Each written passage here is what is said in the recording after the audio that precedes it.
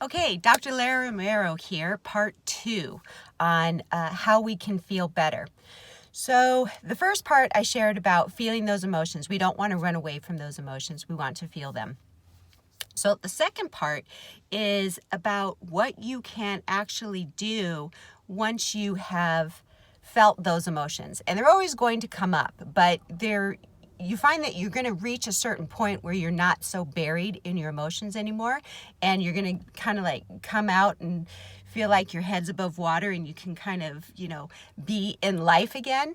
But there's so many things that are going on that can bombard you with like negative energy that you might not feel good. So one thing I want to let you know is that we have a soul inside of us, a spirit inside of us, and that part of us knows joy. It knows happiness. It knows abundance, right? And that's like our true essence. And when we come down to this planet, we are inundated with like a third dimensional reality, and it's a very dense energy here. It's very negative energy here.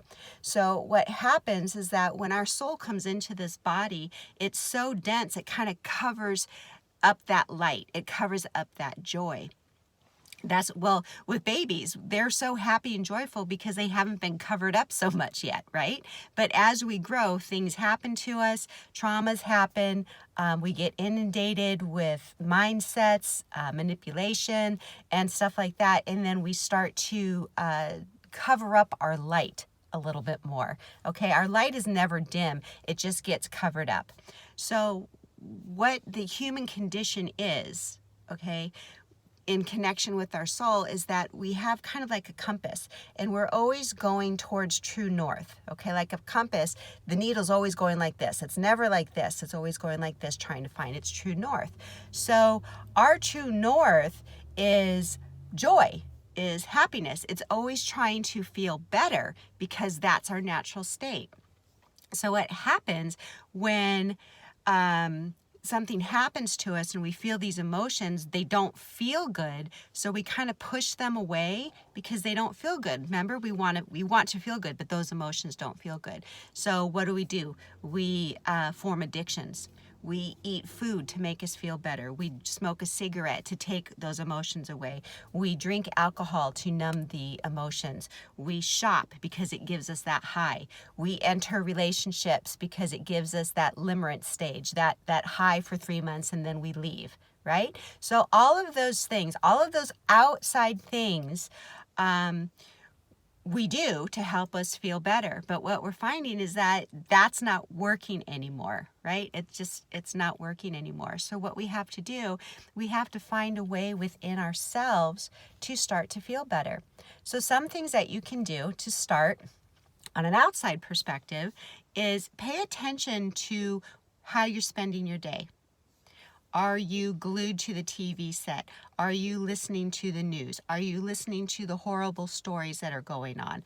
Are you listening to friends and family complain? Are you arguing? Are you in debates? Like, what are you doing with your energy? Okay, where are you spending your time? So that's something to look at. Are you numbing yourself? Are you binge watching on Netflix? Are you drinking? Are you eating excessively? I don't know what else you would do, but what else are you doing to not feel anything, right? So take a look at that. And when you do, it's like taking responsibility for your life. Because if you look for outside things to make you feel better, it's not going to work. It may work for a short moment, but in the long run, you're still going to feel like crap at the end of the day, especially if you drink, especially if you overeat, right? And especially if you engage in harmful activities and debates and anger. Okay, so pay attention to how you are spending your day. So what are some alternatives that you could do besides being addicted and glued to the TV set and all that kind of stuff? You can go outside in nature, and I know that it's cold in so many places right now, that it's hard to go out, but you can like look out the window and notice the beauty around you if you can't get out in nature. You can turn that TV off and you can listen to music that inspires you. You can dance. You can do yoga. You can watch a happy movie. You know, there's so many things. Listen to podcasts. Listen, there's so many people out there that have such amazing messages. Listen to something that's uplifting. You can start a new craft. You can start a new hobby. You can work towards a degree, an online degree. There's so many things that you can do that there really is no excuse anymore for you to be in this space. Okay? And I just want to share this story. I woke up this morning, I was like, couldn't wait to get out of bed. And I have a 14-year-old, and she had to sub for school today. And she's like, I don't want to go to school. And just like everything was horrible for her. And she's not normally like that, but today she was. And I just gave her a hug. And, you know, I said, give me a hug because it releases endorphins. And what do endorphins do? They make us happy. And she was just like, But I could tell that she really appreciated it. She appreciated me being there and sharing my happiness. And I said, isn't it hard to have a mom that's happy so much? And she goes, no, I like it, Mom, but it seems like it's a lot of work sometimes. And I thought about that. And I was like, oh my gosh. It was, because I wasn't always happy. I was like a pretty crabby person years ago. And there was a time that I got to my life where I'm like, I don't want to be this way anymore. So I decided to be happy now, in this moment, okay?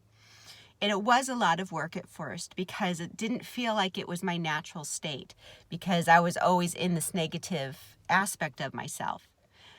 But what I did day after day after day is I woke up and I chose to be happy.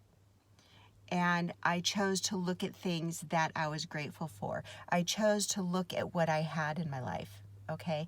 And that built the momentum. So now I do wake up happy. And that's not to say that I don't have my moments of anger and frustration and sadness, because stuff still comes up. But I'm able to acknowledge those and feel those and realize that I'm not going to be in that energy for a really long time, because I know how to transform it. I know how to transmute it. So that's the first part.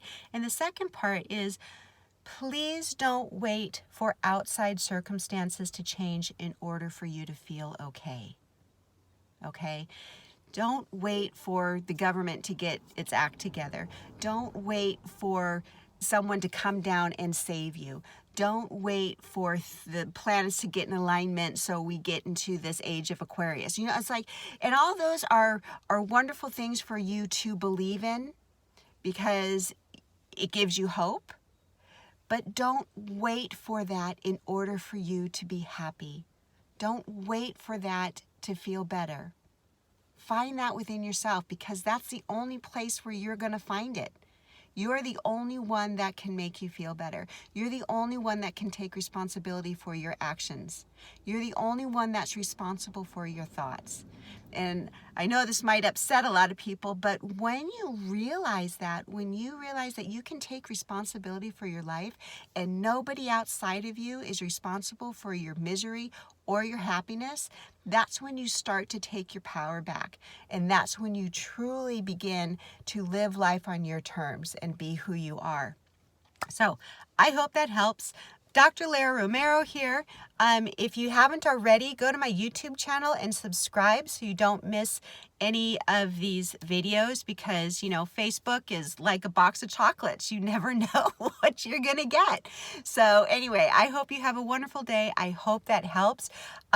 Put some comments below. I'll answer them. I love to hear from you guys. So I hope you have a beautiful day, and I hope that you find that peace from within, because that's the only place where it lies. Have a beautiful day.